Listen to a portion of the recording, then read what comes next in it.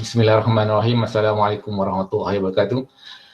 Dan selamat pagi kepada semua lah. Jadi sebenarnya pihak PPA menjemput saya lah untuk membincangkan sedikit tentang mereka bentuk. Sebenarnya tajuk tu ada masalah, ada kesilapan sikit lah, saya pun, itu saya yang bagi sebenarnya. Lebih kepada mereka bentuk pembelajaran dalam talian lah. Jadi kita akan berdasarkan model reka bentuk transaksional.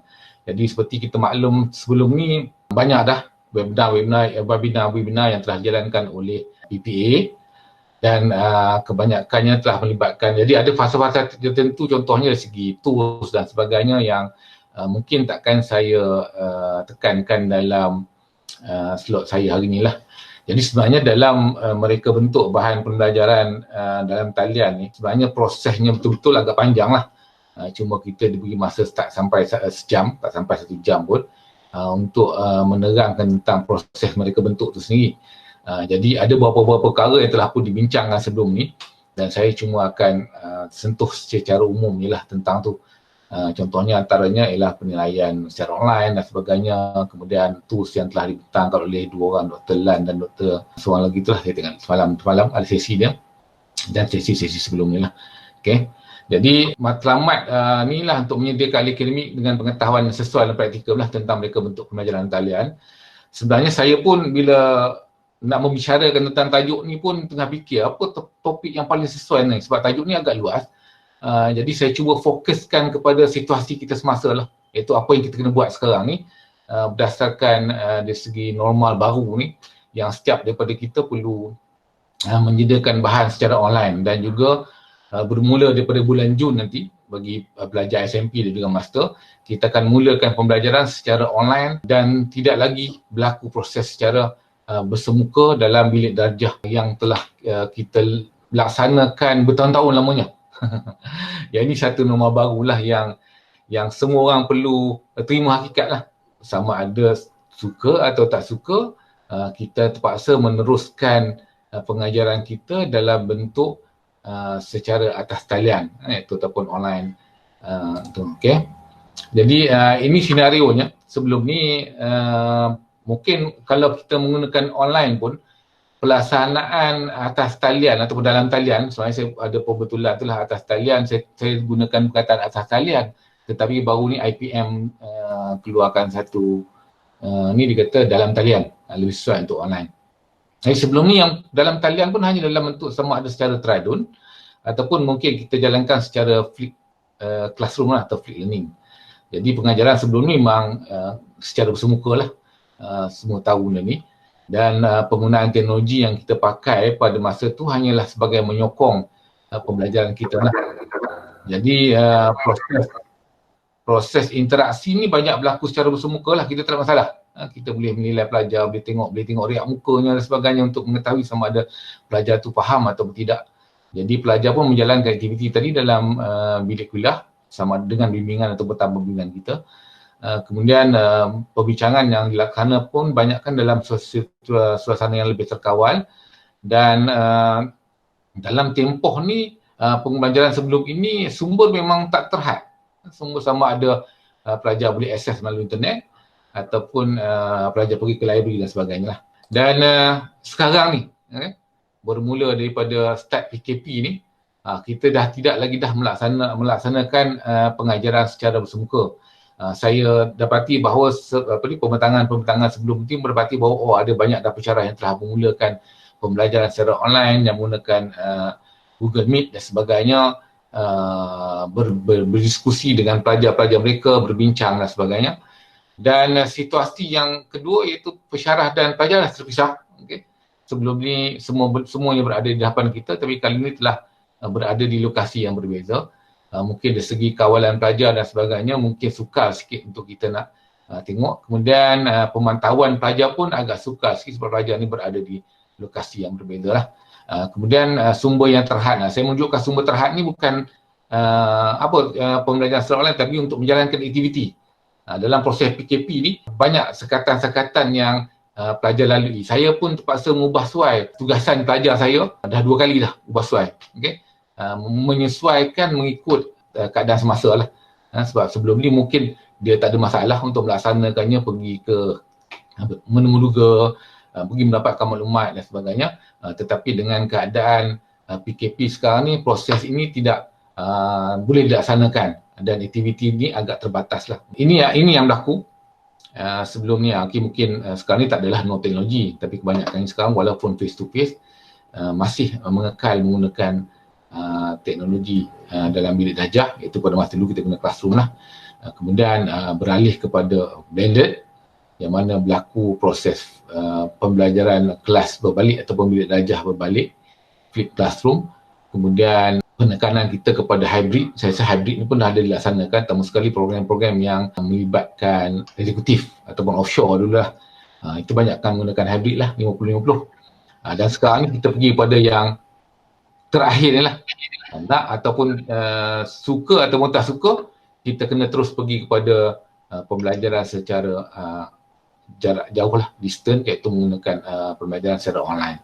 Itu yang senario sekarang lah. Terdapat persamaan lah antara pembelajaran secara atas talian dengan dalam talian ni, dan juga dengan pembelajaran bersemuka. Antaranya memang sebagai seorang pensyarah, kita berkenalkan pelajar memberi dan menerima maklum balas lah semasa proses pembelajaran. Tugasannya itu antaranya lah, peratus penilaian kita lebih pada tugasan, iaitu nak menguji sama ada pelajar berdapat sesuatu daripada apa yang telah dipelajari. Kemudian dalam proses yang sama juga memerlukan kita berkenalkan satu cabaran dan kejayaan ganjaran. Ini ganjaran ni biasalah dah buat tugasan dan sebagainya, mesti ada markah. Memerlukan pelajar mengurus masa mereka sendiri dan juga menggalakkan pelibatan mereka lah dalam aktiviti, sama ada bersemuka ataupun secara dalam talian pun kita berkenalkan juga pelibatan pelajar. Okey, manakala perbezaannya secara umumnya lah, apa yang dapat saya highlight kat sini, pembelajaran dalam talian ni ialah berlaku secara sama ada segera ataupun tidak segera. Itu akan dibincangkan lagi lah, sebab sekali segera ni mungkin semua dah tahu, dah familiar dengan perkataan sinkronus dan asinkronus.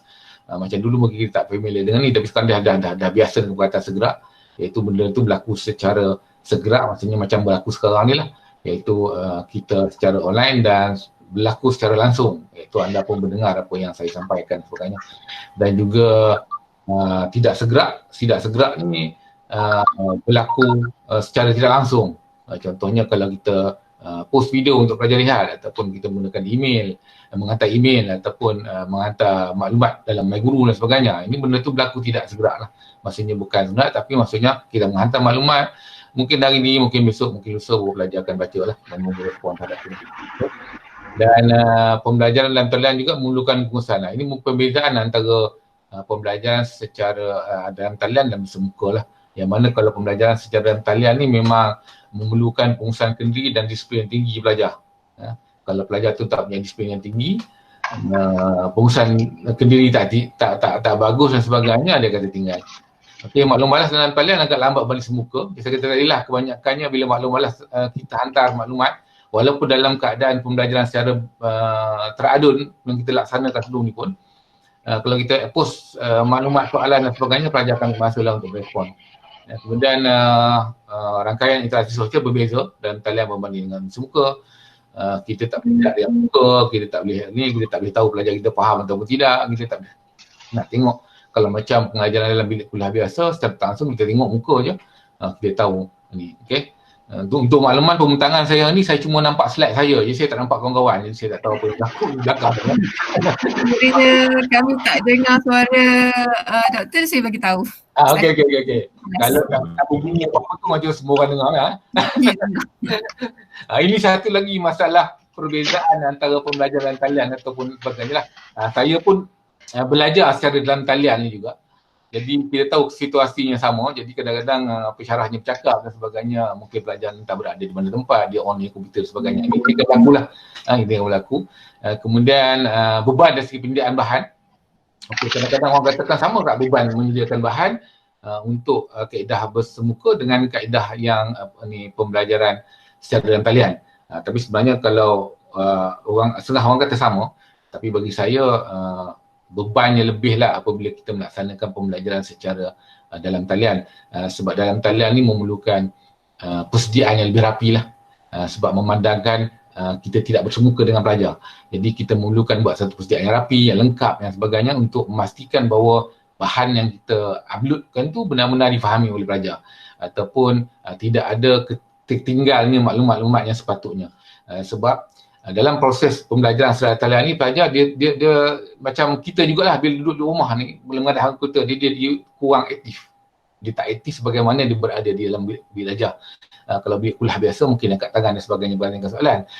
Kemudian satu lagi yang perbezaan yang saya ketara tentang pembelajaran secara talian ni ialah yang dimaksudkan dengan beban pensyarah atau akan jadi lebih tinggi, iaitu dia personal. Maksudnya kita banyak maklumat, persoalan dan sebagainya banyak berlaku secara individu. Maksudnya kalau kata contohnya lah, kalau dalam bilik kuliah kita boleh menjawab satu soalan dan majoriti pelajar akan dengar jawapannya.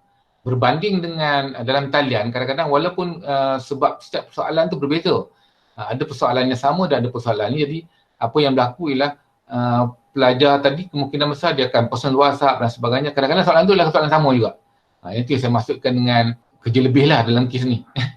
Tapi itulah kebanyakan orang dulu ada orang kata kita buat online saja. Kita buat online saja tak apa, kita boleh buat mass lecture 100 orang, 200 orang dan sebagainya. Tapi sebenarnya tidak. Pembelajaran secara online ni kita lebih personalize, maksudnya kita lebih kita lebih memberi fokus secara individu berbanding dengan secara keseluruhan berbandingkan dengan face to face biasalah. Dan sepatutnya lah pembelajaran secara saya cadang, ini cadangan saya lah berdasarkan apa yang saya lihat, iaitu pembelajaran secara online ni jumlah pelajar dia tak boleh ramai. Itu je. Kalau yang paling bagus 15 ke 20 orang lah. Tapi mungkin kalau 20 ke 30 orang tu kita boleh terima untuk belajar secara atas talian ni. Sebab saya kata tadi lah, kita terpaksa entertain individu dalam kes tertentu lah. Sebab kadang-kadang ada setiap seorang ni pelajar tanya benda lain dan pelajar tanya benda lain. Okay.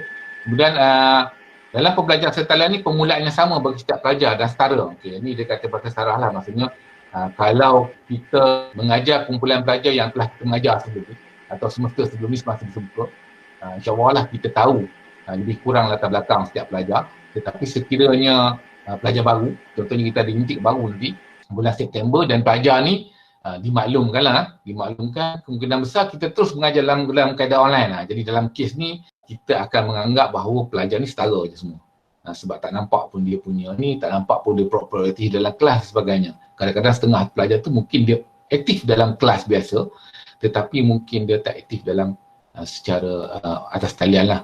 Dan ada juga pelajar yang sebaliknya. Okay? Itu tentang perbezaan-perbezaan yang ada. Kemudian ini perlu dipikirkan lah. Okay? Perlu dipikirkan pembelajaran secara dalam talian tidak sama dengan pendekatan teradun. Okay? Yang teradun ni hanya menyokong saja pembelajaran yang bersemuka.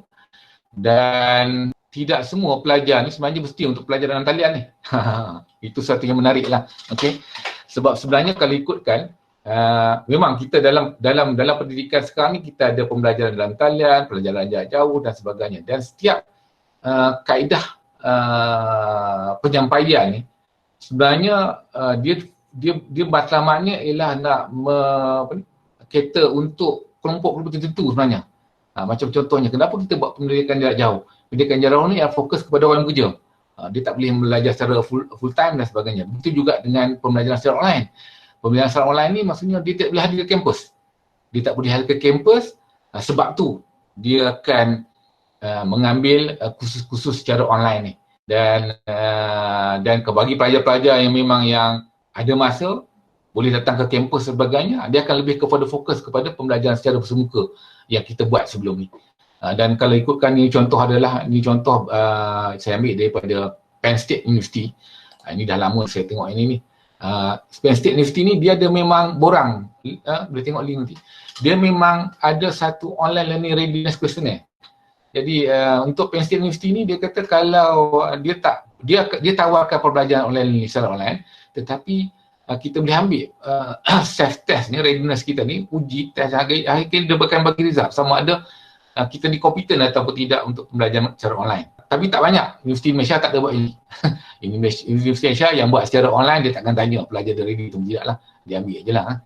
Tapi macam Penn State University ni dia akan minta pelajar tersebut jawab di soalan Dan akhirnya bila ni dia akan tekat kepada MI ready ni dan akhirnya dia akan ada result lah. Dia akan beritahu kekuatan kita dan kelemahan kita tentang pembelajaran secara online dan dia memberi peluang pelajar-pelajar tu untuk akhirnya menentukanlah sama ada ini sesuai ataupun tidak. Untuk kalau dia rasa nak meneruskan pembelajaran secara online, dia boleh teruskan. Kalau dia rasakan tidak, dia akan pilih pendekatan yang lain lah. Jadi sebab tu saya kata tidak semua pelajar tadi bersedia untuk belajar secara dalam talian. Okay? Tapi oleh kerana ini kita panggil normal baru lah. Normal baru dalam keadaan situasi semasa dan sebagainya, nak tak nak, suka tak suka, kita perlu bersedia lah untuk pembelajaran dalam talian. Dan tidak semua aktiviti pembelajaran sesuai untuk pembelajaran talian. Ini kita boleh lihat nantilah dalam semasa kita bincangkan tentang reka bentuk pengajaran dalam mereka bentuk pengajaran dalam talian tadi. Okey, dalam proses mereka bentuk ni sebenarnya saya rasa bagi orang pendidikan kebanyakannya mungkin dah biasalah tentang model-model reka bentuk instruction dan juga yang melibatkan bidang-bidang instruction design, multimedia design dan sebagainya mungkin menggunakan model-model inilah untuk mereka bentuk. Jadi saya cuma fokus satu model saja, kemudian kita akan pergi perinci lebih kurang macam mana kita nak relatekan ni dengan pembelajaran sejarah dalam talian tu lah. Okey, apa reka bentuk instruction secara umum lah? Dalam proses sistematik dan kreatif menerjemahkan prinsip pembelajaran dan pengajaran dalam membina bahan aktiviti sumber maklumat dan penilaian pembelajaran lah. Jadi satu proses sistematik lah. Orang dah fikirkan cara satu proses yang mana macam mana kita nak mereka bentuk bahan pengajaran lah. Dan terdapat banyak model sebenarnya yang boleh digunakan lah. Antara contoh yang diberi tadi ni ada model show, ada model STEM yang terbaru ni, model STEM yang baru, Dick, Carry and Carry. Kemudian kita ada model CAM dan sebagainya. Dan untuk saya pilih model AD. Okay? Ramai tanya saya kenapa pilih model AD. Ini model orang tua-tua ni lah. Banyak model yang baru sebenarnya. Tapi bagi saya model AD ni adalah model generik yang masih relevan dan boleh digunakan lah. Dan masih gunakan sekarang untuk kajian dan sebagainya, untuk membina bahan dan sebagainya. Okay? Jadi kita menggunakan ni dan saya macam saya kata lah, saya takkan sentuh semua model tentang model reka bentuk ni sebab yang lain saya akan surface lah sebab macam segi penilaian apa semua telah ditangkap oleh Prof. Siti Esah dan sebagainya lah. Jadi pemilihan bahan dan sebagainya telah pun dibentangkan oleh yang lain-lain lah. Okay. Jadi demokrasi proses model AD ini melalui dia ada 4-5 fasa. Proses analisis dia, reka bentuk, bina, pelaksanaan dan juga penilaian lah. Ramai juga orang kata kenapa model AD, sebab model ini adalah model yang linear. Linear dululah, setelah tahun 30-an mula awal diwujudkan yang linear. Kemudian sekarang ni berkembang, lepas tu Robert Branch dan juga Gasperson dia dah come out dengan satu model yang lebih non-linear lah. Maksudnya proses penilaian ni akan berlaku di setiap proses yang ada. Okay. Saya gunakan model D memang. Nanti ramai tanya saya kenapa guna model D, banyak lagi model ni, dia ada model idol dan sebagainya. Itu semua model yang baru tentang e-learning lah. Tapi saya gunakan ni sebab konsep model D ni konsep yang mudah. Ada setengah model tu kita dapat agak complicated dan lebih structure. Ini dah mudah untuk difahami dan juga mudah untuk diimplementasikan lah. Okay. Dalam proses model D ni, dalam model reka bentuk ni kita banyak akan cuba proses untuk merancang satu proses yang lebih sistematik tentang proses pengajaran dan pembelajaran. Dalam kes ni kita akan fokus kepada secara atas talian lah. Kita ada dua perkara yang perlu kita fikir sekarang ni. Itu pertama, sama ada kita mewujudkan satu kursus baru yang memerlukan kita melaksanakan proses itu daripada mula sampai habis. Dan perkara yang kedua ialah sama ada kita melakukan transisi, peralihan antara model antara pembelajaran tradisional kepada pembelajaran asas talian. Dan kebanyakan kita hari ini, kita telah bersedia, contohnya taklimat daripada PPA dan sebagainya, memaklumkan bahawa kita kena bersedia untuk melaksanakan kursus yang telah kita laksanakan secara bersemuka sebelum ni dalam bentuk atas talian. Jadi sekarang ni kita banyak proses transisi lah berbanding dengan proses jenis kursus baru lah, program baru dan sebagainya. Okay. Dalam fasa analisis ni, saya rasa kebanyakan model akan mulakan dengan fasa analisis. Jadi pertama sekali antaranya kita mengenal pasti masalah berkaitan dengan pembelajaran, kita tentukan matlamat yang ada, kita buat analisis tentang pelajar kita, tengok pengetahuan sedia ada dia, sebab kita akan tahu daripada mana kita nak mula, adakah kita nak mula daripada A, to B, C dan sebagainya. Bagi pensyarah yang telah mengajar kumpulan yang sama sebesar sebelum tu, contohnya macam pelajar KPD, kalau dari segi Jabatan Pengajar Pendidikan, kita ada kertas-kertas profesional pendidikan. pensyarah mengajar KPD 16 dan akhirnya akan sambung dengan KPD 26, jadi secara langsung dia akan tahu pelajar lah macam mana, dan akhirnya dia tahu lah juga apa pengetahuan sedia ada pelajar dan apa tu pelajar yang tahu. Dan juga kita juga mengambil kira persekitaran pelajar, kekangan, kaedah penyampaian dan juga tempoh masa lah. Ini persoalan yang mungkin kita boleh tanya lah semasa dalam proses analisis ni.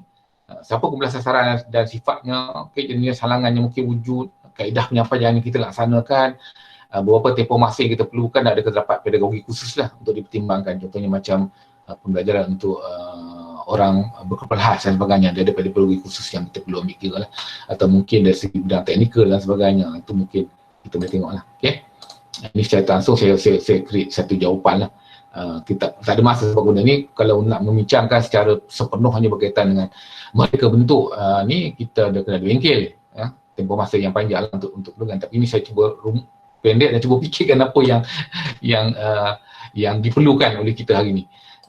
Okey, contohnya kita ambil pelajar semester 2 ni, kursus master saya KPT 460-404, kemudian telah mengambil beberapa kursus secara tadus sebelum ni. Mesti kita tahu dia ada pengalaman secara online walaupun tak banyak, tetapi dia telah pun melalui proses pembelajaran secara online secara teradun. Maksud itu menyokong kepada pengajaran bersemuka.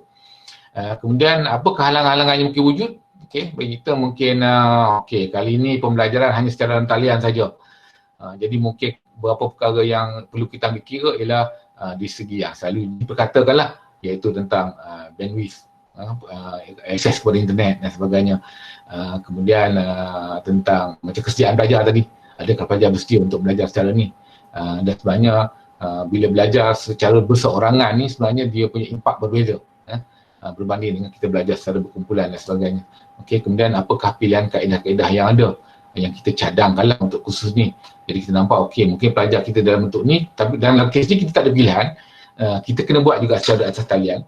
Kalau sebelum ni dalam kalau kita merancang reka bentuk pembelajaran bersemuka, kita boleh rancang pelbagai, tak ada platform banyak. Jadi kali ni kita hanya fokus kepada dalam talian. Kuliah, ini kuliah secara online lah. PBL, pembentangan, ini mungkin yang perancangan yang kita buat lah berdasarkan kursus kita tu. Kemudian perbincangan yang kita nak buat, kemudian berapa tempoh yang perlu masa diperlukan, jadi antaranya lah, contohnya 14 minggu lah untuk satu kursus. Jadi ini lebih kurang yang akan kita perolehi lah.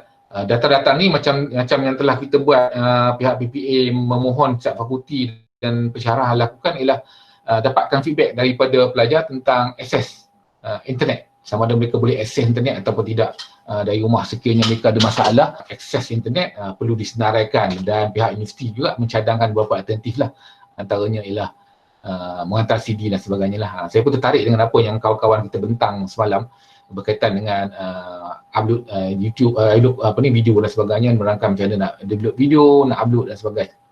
Dan ada persoalan tanya kalau bandwidth rendah dan sebagainya macam mana, dan jawapannya iaitu YouTube tu boleh kita pilih lah, sama ada kita nak HD ataupun kita nak lebih rendah punya ni, supaya boleh diakses oleh pelajar tadi lah. Secara umum lah jawapan yang kita akan perolehi semasa kita buat analisis tentang tu.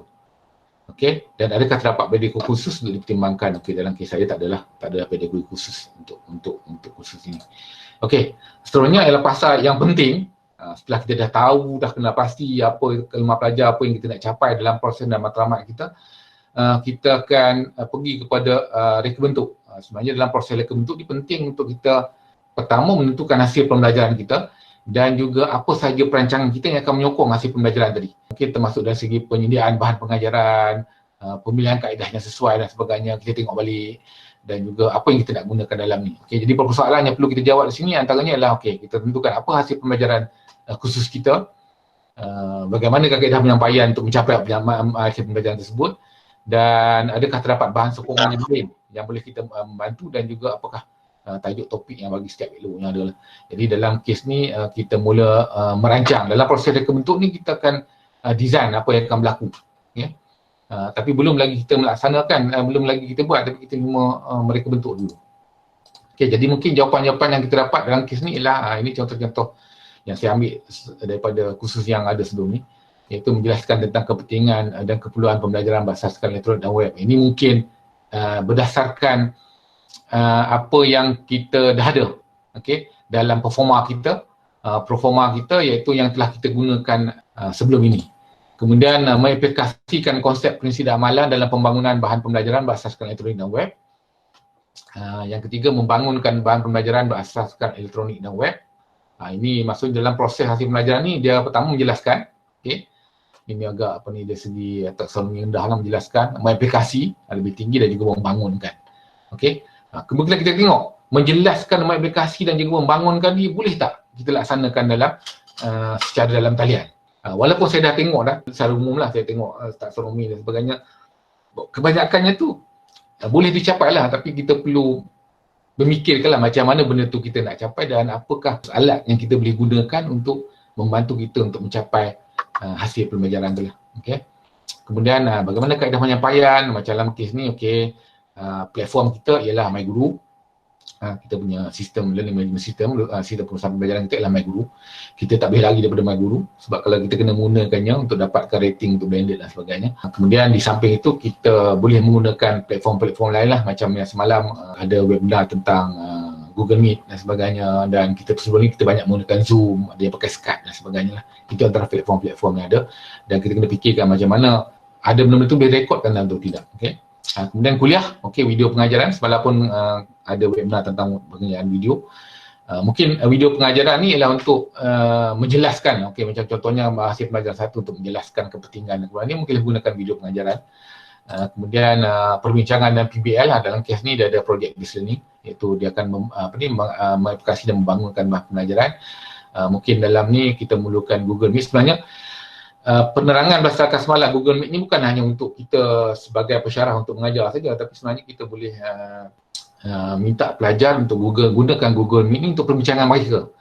Contohnya kalau kita adakan penilaian berkaitan dengan perbincangan dan sebagainya lah, ataupun kita nak pelajar tu berbincang dan merumuskan perkara-perkara yang perlu melibatkan penilaian dalam bentuk itu, mungkin kita boleh minta pelajar menggunakan Google Meet untuk berbincang dan sebagainya, dan dia save video tu, dia record video tu dan boleh share dalam ni menggunakan platform sistem pengurusan pelajaran MyGuru kita lah. MyGuru kita kenal juga, MyGuru kenal juga sebab MyGuru tu ialah platform pembelajaran utama kita, yang utama. Yang lain-lain tu adalah menyokong apa-apa yang tak ada dalam MyGuru. Kemudian, okey, persembahan, kalau macam kes saya tadi, bila pelajar dah membangunkan, dia akan membentangkan hasil pembelajaran dia. Jadi untuk mengaplikasi dan membangunkan tu, dia boleh ada persembahan. Okey, kita boleh tengoklah dalam kes pelajar ni sekiranya kita boleh gunakan Google Meet untuk melihat persembahan mereka, okey, boleh, tak ada masalah. Tapi sekiranya pelajar tersebut ada masalah akses internet dan sebagainya, mungkin dia kena rakam dulu pembentangan mereka dan lepas tu upload kemudian, dan juga akan share link kepada kita lah.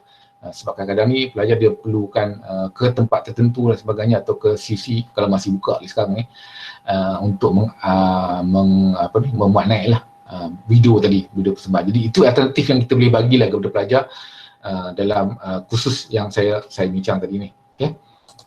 Kemudian adakah terdapat bahan sokongan yang lain? Okay, mungkin dalam kes ni kita tengok ada bahan sokongan yang lain, macam kes kursus saya ni mungkin adalah e-book dan sebagainya, bahan kursus dan lain-lain lah yang boleh membantu pelajar untuk mengikuti kursus ni.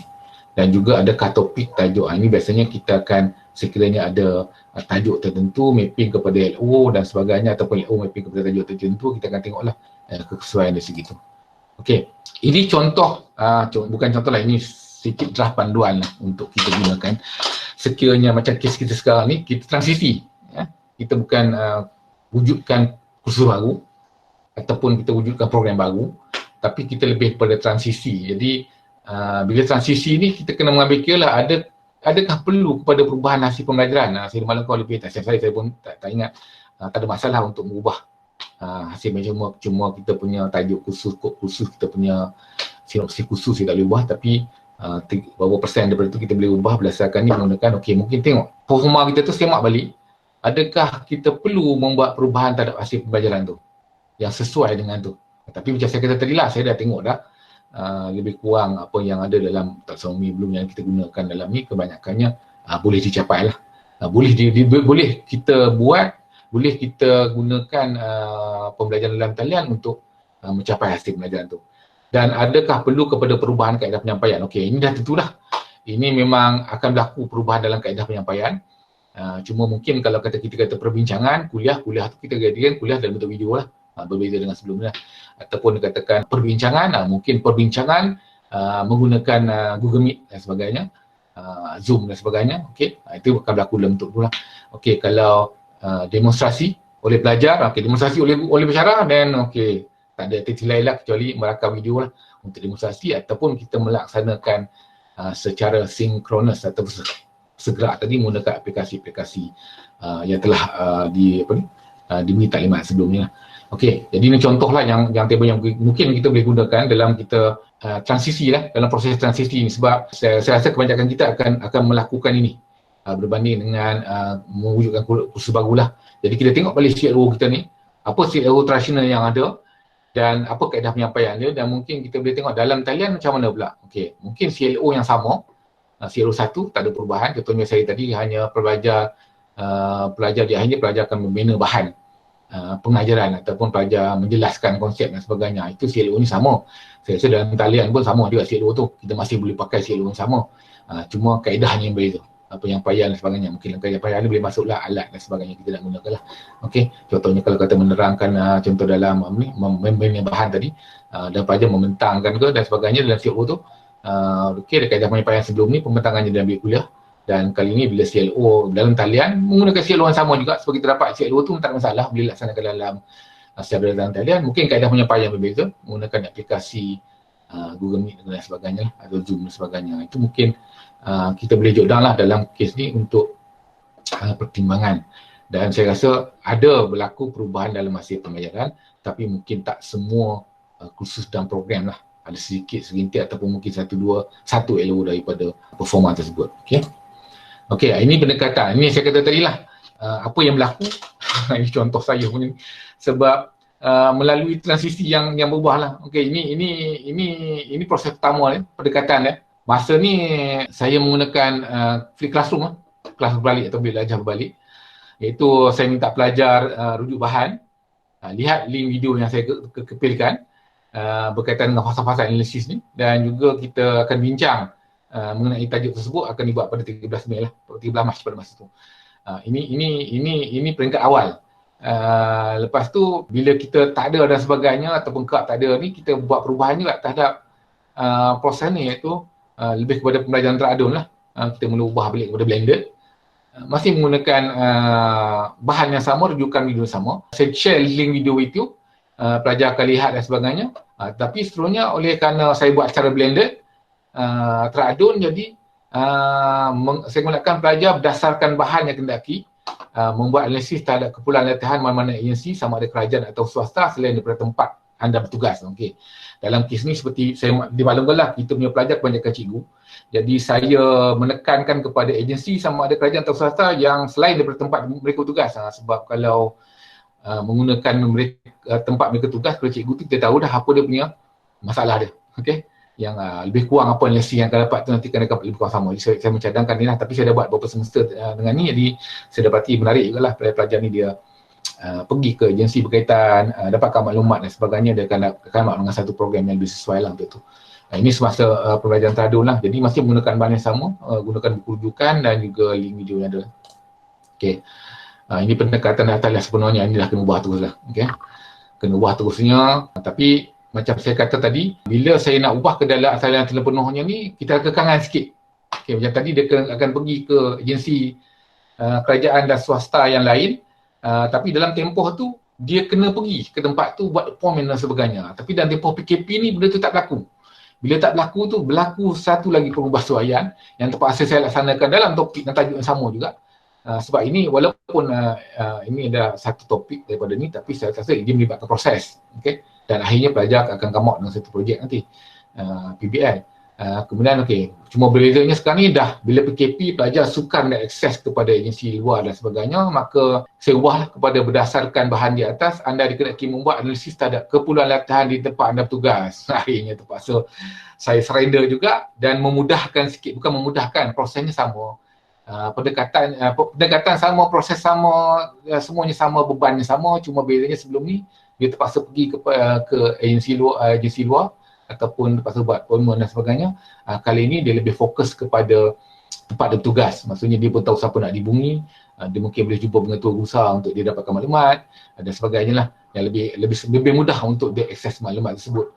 Dan ini 3 fasa yang dah berlaku dalam tugasan saya dalam tempoh PKP ni lah untuk semester ni. Jadi kita terpaksa ikutlah sebab memandangkan pelajar dan juga perbincangan mengenai tajuk dan juga pembentangan tentang analisis yang telah dibuat tadi oleh pelajar akan dibentangkan pada bulan Jun nantilah bila kita start balik kuliah nanti. Dan biasanya kalau dalam kes-kes tugasan macam ni, apa yang penting ialah kita ada rubrik lah. Rubrik penilaian menjadi pandangan pelajar. Jadi benda-benda ini penting sebenarnya dalam pelajaran atas talian ni. Bila kita ada rubrik yang khusus, yang lengkap dan sebagainya, memudahkanlah pelajar kita untuk membuat tugasan. Okey, seterusnya ini perkara yang mungkin ramai juga yang familiar tentang ni, iaitu dalam kita mengintegrasi teknologi, pedagogi dan kandungan ni, kita tak lupa dengan TPCK lah. Okey, oleh Misra dan Kohler ni. Kohler, iaitu berkaitan dengan integrasian teknologi dan pedagogi dan kandungan, iaitu kita mengambil kira bahawa okey, sekiranya ini kandungan kita, apakah pedagogi yang sesuai untuk tu dan juga apakah teknologi yang sesuai untuk melaksanakan tu. Contohnya tadi kalau kita mengambil kira pengetahuan tu melibatkan pelajar mengetahui, hanya mengetahui tentang kandungan pelajaran macam kes saya tadi, cuma mengenal pasti apa yang ada tu. Jadi pedagogi yang sesuai hanya setakat mengenal pasti dia. Pedagogi yang sesuai mungkin saya buat rakaman video ataupun minta ke pelajar membentang kan. Itu untuk menunjukkan kefahaman dia. Okey, apa teknologi yang sesuai? Teknologi yang menyokong tadi, menyokong kandungan tadi dan juga menyokong pedagogi tersebut. Dalam kes tadi kalau setakat untuk tengok perkembangan pelajar, teknologi yang sesuai ialah platform yang kata-kata tadi lah. Penggunaan Google Meet, penggunaan pelajar merakamkan dan sebagainya lah. Itu tengok kepada inilah sebab apa, bila pelajar dikekangan dia tak boleh nak secara online, mungkin dari segi akses internet di tempatnya tidak ni, mungkin kita terpaksa minta dia merakamkan lah dan share link tu lah apabila adanya internet yang lebih stabil lah di tempat dia. Okey, jadi kita tak boleh lari daripada TPCK lah. Kita tentukan apa konten yang ada, pedagogi apa kita nak gunakan, juga teknologi. Kalau sekiranya berlaku perubahan dari segi pedagoginya, pendekatan yang kita nak pakai, strategi dan kaedah, maka secara tak langsungnya kita akan tengok balik pada teknologi. Kalau benda tu boleh berlaku secara dengan hanya menggunakan MyGuru, boleh, tak ada masalah. Kalau contohnya kalau setakat pelajar boleh menjustifikasi ke, pelajar boleh menyenaraikan dan sebagainya, saya rasa platform forum dalam MyGuru pun dah cukup untuk minta pelajar menggunakan, ataupun perbincangan. Pelajar berbincang pun masih boleh kita menggunakan forum MyGuru lah, sebab kita ada threaded discussion tu yang senang kita nak trace siapa menjawab pada siapa. Dan sebenarnya pembelajaran yang kita lakukan menggunakan MyGuru tu dia lebih documented sebagai bukti lah sebenarnya. Kita ada satu bukti untuk ni. Dan sekiranya kita pakai platform yang lain pun, kita gunakan platform luar outsource dan sebagainya pun, pastikan benda tu boleh direkod dan sebagainya lah sebagai bukti bahawa proses pembelajaran tu berlaku. Ini jadi TPCK ni saya rasa ramai yang agak familiar lah tentang TPCK dan juga ni. Kemudian okey, ini perkara yang saya rasa perlu beri perhatian lah. Antaranya okey, ini banyak yang kita katakan, iaitu kalau kita membuat kandungan atau mesti pembelajaran secara atas talian, kalau video dan sebagainya, kita cuba pecahkirkan kandungan tu. Kalau kata sebelum ni kita boleh bagi lecture 2 jam dan sebagainya atau sejam dan sebagainya, tapi dalam kes ni kita kecil-kecilkan, dan PPA pun telah mengada wujudkan satu garis panduan, iaitu 7 minit, 6 minit video bersama dengan 1 jam interaksi. Jadi kita boleh memecah kecilkan tajuk ni, sebab sebenarnya dalam kes macam saya kata tadi lah, dalam keadaan atas talian ni pelajar tu secara individu berseorangan dan sebagainya belajar. Jadi kalau video yang agak panjang dan sebagainya mungkin membosankan nanti, dan kita cuba fikirkan bukan setakat video saja, tapi kandungan pelajaran tu pun kita rancang memecah kecilkan ataupun kita cang lah, kita kecil-kecilkan dia. Okey, perkara ini selalu saya sentuh pelajar ni, iaitu make sure pastikan setiap rakaman kita boleh setiap online kita sama ada berlaku secara segera atau tidak, kita rakam dan juga kita memberi peluang untuk pelajar-pelajar yang terdapat hadir kelas secara online. Mungkin sebab tentu, sebab kita kata tadi, bila secara online ni dia ada banyak-banyak faktor lain yang kita tak boleh kawal. Kalau sebelum ni kita boleh kawal, kita boleh baru hadir sebab lambat, sebabkan tidur sebagainya, hubungan awal sebagainya. Tapi yang lain-lain ni banyak perkara yang kita tak boleh kawal. Okey, dalam tugasan juga mungkin kita boleh pertimbangkan dengan memberi tempoh masa yang sesuai, mengambil kira masa yang diperlukan untuk menyiapkan tugasan dan tarikh pengantaran yang agak linear lah dalam kes ni. Memberi tugasan yang sesuai dengan pelajar yang belajar dalam talian dan sumber terhad yang tadi lah. Contoh saya bagi tadi lah, tugasan saya tu sebelum ni kita minta dia keluar cari bahan di agensi-agensi biasa, tetapi akhirnya bila PKP tak boleh buat dan kita terpaksa tukarlah kepada yang dia boleh akses. Okey, kemudian sumber pembelajaran yang jelas dan konsisten. Kalau sebelum ni kita masuk kuliah, kita terangkan ni, dan kali kita kena ada satu jadual yang lebih khusus. Ini contoh saya bagi, tapi ini yang saya buat bersama ni. Kita perincikan kita perincikan setiap minggu apa aktiviti dan sebagainya, tindakan. Kalau contohnya ada laman web, website dan sebagainya, link buku, rujukan, muka surat dan sebagainya, semua kita masukkan ni. Jadi dia akan lebih berstruktur lah, dan juga memudahkan pelajar kita untuk belajar. Jadi dari satu panduan yang ni, walaupun kita kata pembelajaran, tapi memanglah orang mengambil pembelajaran satelit ni sebab dia nak anytime, anywhere learning ni. Tapi dalam kes kita ni, kita terpaksa memaksa pelajar tu untuk anytime, anywhere learning. Sebab dalam kes ni mereka memang tak bersedia untuk tu, dan kita kena banyak bagi lebih berstruktur sikit lah kita punya perancangan tu supaya dia nampak lah apa kita akan berlaku minggu ni, apa bincang sebagainya, apa platform kita nak pakai, dan lebih bersedia tentang tu lah.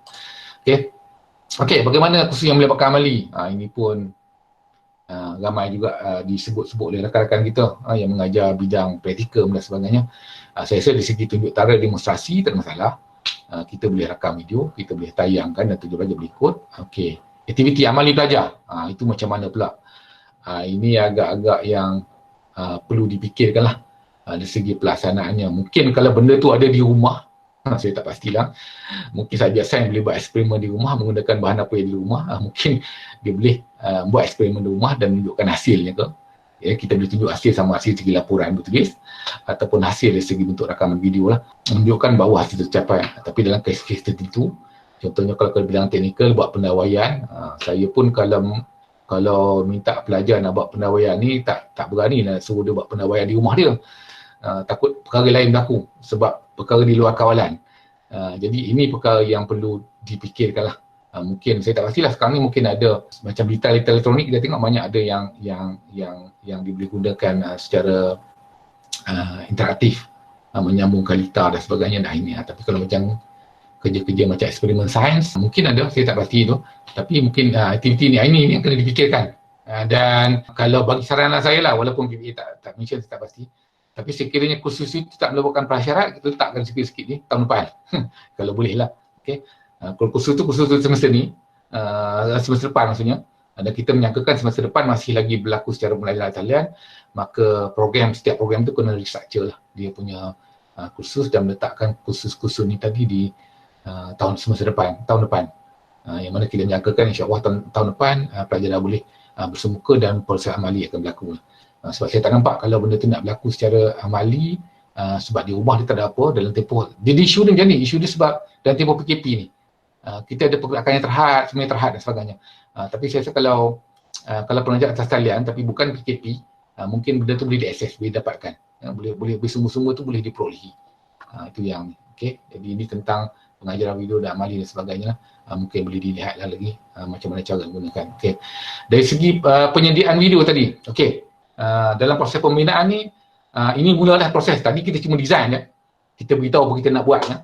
Dan dalam masa proses pembinaan ni, masa ni lah kita cuba wujudkan storyboard, wujudkan kalau kita melibatkan video ni, kita dah create storyboard, kita dah buat apa kita nak videokan, apa kita nak rakamkan dan sebagainya. Ini kalau melibatkan video lah. Dan sekiranya kalau kita punya proses pengajaran kita pada hari tersebut, apa yang akan berlaku dan sebagainya, kita punya rangka, kita punya jadual, kita punya proses dan sebagainya. Okey, kerja-kerja penambahan ni dilakukan mengikut spesifikasi kepulauan persetujuan lah yang dipersetujui.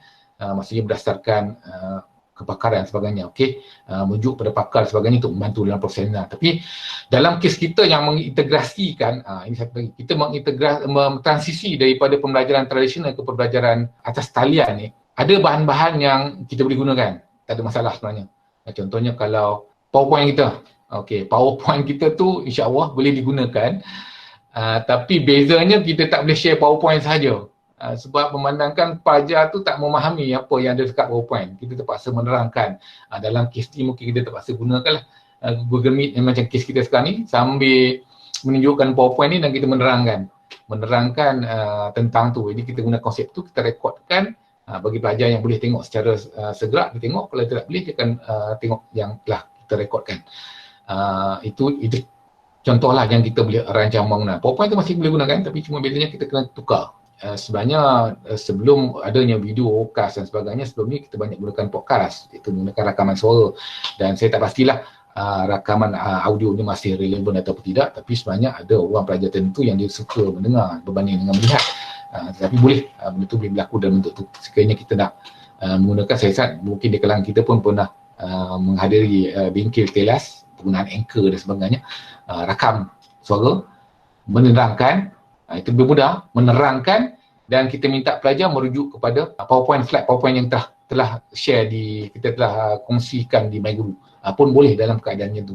Okay, kita share PowerPoint di dalam MyGuru dan kita merakamkan, sebab dalam bentuk podcast, dalam bentuk audio ni, dia punya file tu lebih kecil, dan saya rasa mudah diakses lah.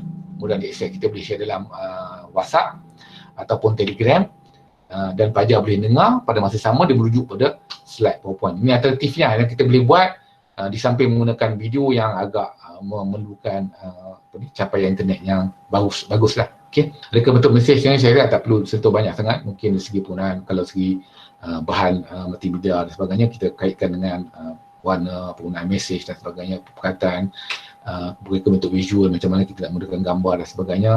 Dan perkara yang ketiga saya rasa yang agak penting juga tentang pembinaan bahan ni ialah elemen motivasi lah dalam bahan pengajaran kita. Macam mana kita nak menunjukkan motivasi dalam bahan pengajaran dalam talian ni, sebab kita tahu bahawa sebenarnya ada kajian menunjukkan bahawa attention drop out, pelajar-pelajar yang mengambil secara sepenuh masa online ni, dia banyak drop out.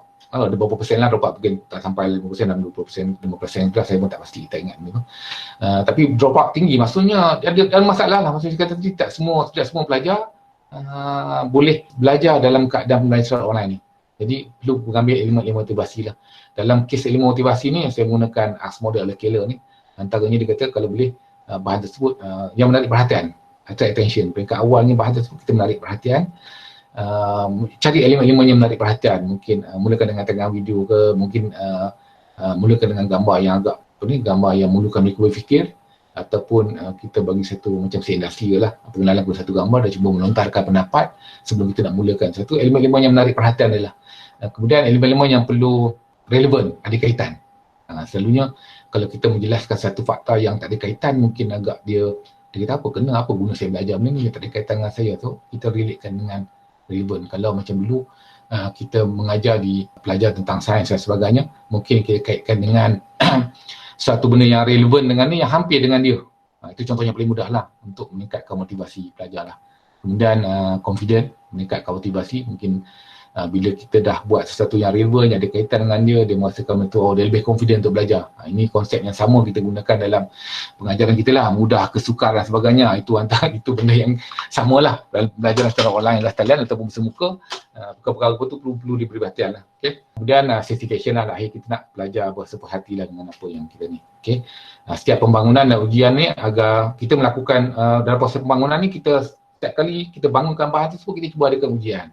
Tapi kalau kita membina bahan dalam bentuk multimedia dan sebagainya, kita akan test dulu, tengok penilaian pakar, penilaian kumpulan kecil iaitu pelajar dalam kelompok yang sama tu, kita uji dia untuk mengetahui bahawa bahan tersebut sesuai lah untuk pelajar. Tapi saya kata tadi lah, kalau nak buat proses development ni dia panjang ceritanya, tapi cuma saya ni nak fokus pada proses transisi kita ni, ya, daripada pelajaran tradisional kepada yang berkesan.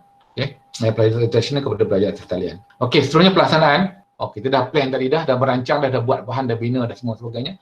Kita dah bina jadual pembelajaran kita dah bina semua bahan-bahan yang kita nak gunakan. Akhirnya kita melaksanakan satu tindakan lah. Kita dah start mula-mula ngajar. Yang mana kita akan uji bahan kita tu menggunakan pengguna sebenar. Kita akan tengok keberkesanan, kita akan menilai dia. Kita akan cadang menambahkan lah. Kadang-kadang dalam pengajaran ni, contohnya pertama kali kita menggunakan sepenuh atas talian. Jadi selepas daripada ni, semester ni mau kita tahu, ini ada kekangan dia, ini kelemahan dia, dan ini perlu pendamah baikan.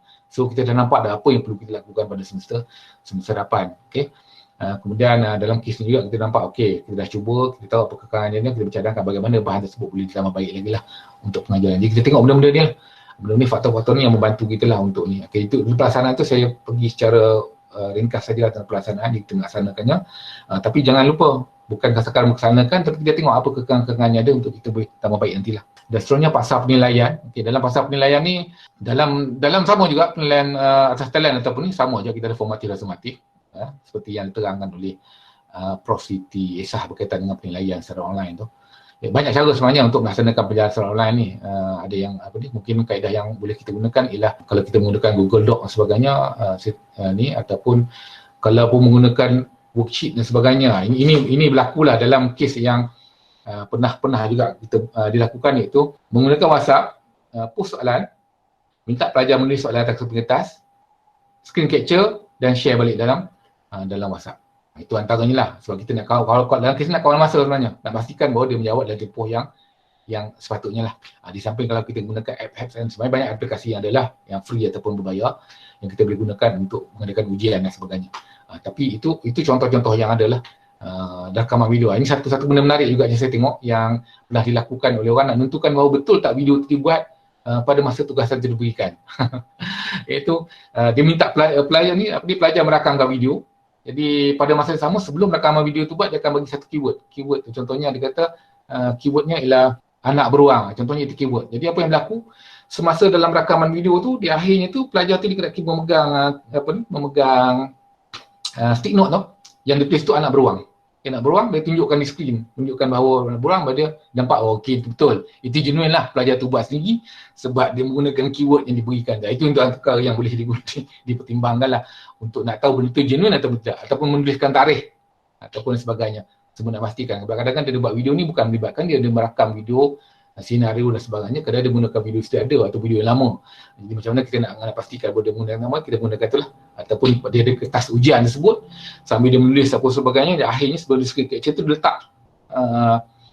dia letak stick note tu, menuliskan keyword yang telah kita nyatakan tadi. Okey, dia berkulit keyword tu, kita tahu bahawa itu genuine lah, dia sendiri yang membuat dan tempoh masa. Dan sebenarnya memang agak sukar lah untuk kita nak kawal dia sama dia tak berinteraksi dengan pelajar lain ataupun dengan kawannya sebelum ni dalam tempoh tu. Tetapi saya rasa sekiranya kita bagi tempoh masa untuk menjawab soalan tu cukup, boleh berbincang ni, tapi saya rasa mungkin tak sepenuhnya lah itu ni.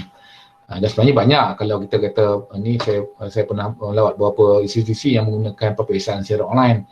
Yang tu yang mandu pelajar perlu berada di depan PC dan sebagainya. Tapi kadang-kadang kita katalah macam institusi tersebut dia mengadakan peperiksaan secara online sebab pelajar dia memang enroll ataupun memohon untuk belajar secara online. Jadi bila belajar online, antara kriteria dia mesti mempunyai komputer, bandwidth dan sebagainya. Jadi bila memenuhi kriteria itu, baru dia belajar secara online. Tapi untuk kes pelajar kita ni, kita kena ambil kira tentang itulah. Dia bukan ready untuk bersedia belajar secara atas talian, tetapi sebenarnya macam kes kita juga lah, pensyarah terpaksa mengadakan pembelajaran secara atas talian. Okay. Di samping itu juga dalam proses penilaian, ini yang akhirlah tentang AD model ni. Dalam proses AD ni, kita bukan hanya mengambil kira peperiksaan untuk impak terhadap proses pembelajaran saja. Kita akan tengok juga dari segi penilaian sumatif ni tentang maklum balas pengguna tadi ataupun pelajar tentang isi kandungan, strategi elemen multimedia, skrin guna bahan multimedia, kaedah yang kita gunakan dan sebagainya lah. Itu boleh diambil kira lah. Sebagai itu mungkin video yang kita adakan ada komen dan sebagainya tentang video, itu perkara-perkara yang perlu kita ambil kira untuk kita buat penambahbaikan terhadap proses yang akan datang lah. Okay. Kemudian saya balik kepada model AD tadi. Sebenarnya kalau ikut model yang saya jelaskan tadi lah, sebenarnya dalam kes ni penilaian ni bukanlah berlaku di akhir, tetapi sebaliknya proses penilaian dalam AD ni ialah semasa proses berlaku. Sebab kadang-kadang dalam semasa kita menggunakan model AD ni dalam proses mereka bentuk bahan pengajaran dan sebagainya, kita akan lihat juga dalam semasa proses mereka bentuk ni ada tak kesilapan. Kadang-kadang kesilapan berlaku semasa proses analisis. Sebab tu setiap proses tu perlu dinilai dan disemak semula. Sekiranya kita tengok balik macam tak kena ajar reka bentuk ni sebagainya, macam tak relevan dengan analisis ni, kita tengok balik, mungkin ada bahagian dari proses analisis benda yang kita tak nilai, benda yang kita tak lihat dan sebagainya. Begitu juga dengan semasa proses development, pembangunan. Kita rasa macam dalam masa proses membangun tu kita nampak bahawa ada benda yang macam tak sesuai, macam penggunaan teknologi, kandungan dan juga approach pendekatan tu macam tak sesuai. Mungkin kita akan balik-balik, sebab tu dia katakan semak semula ni, balik-balik kepada proses reka bentuk dan tengok apa yang perlu tambah baik. Dan itu yang berlaku pada model AD barulah. Sebelum ni dia memang linear, dan di akhir linear tu maksudnya dia pergi proses analisis, akhirnya pergi penilaian, dan penilaian tu baru tahu bahawa berlaku kesilapan. Tetapi dalam non-linear ni setiap proses tu kita nilai, jadi kita tak melakukan kesilapan di akhirnya. Di akhirnya maksudnya di akhir baru tahu semua benda tak betul dan semua benda salah. Jadi saya mengharapkan itu saja yang saya bincang. Mungkin lepas ni ada beberapa soalan yang mungkin jawab, yang saya rasa mungkin sikit sebanyak membantulah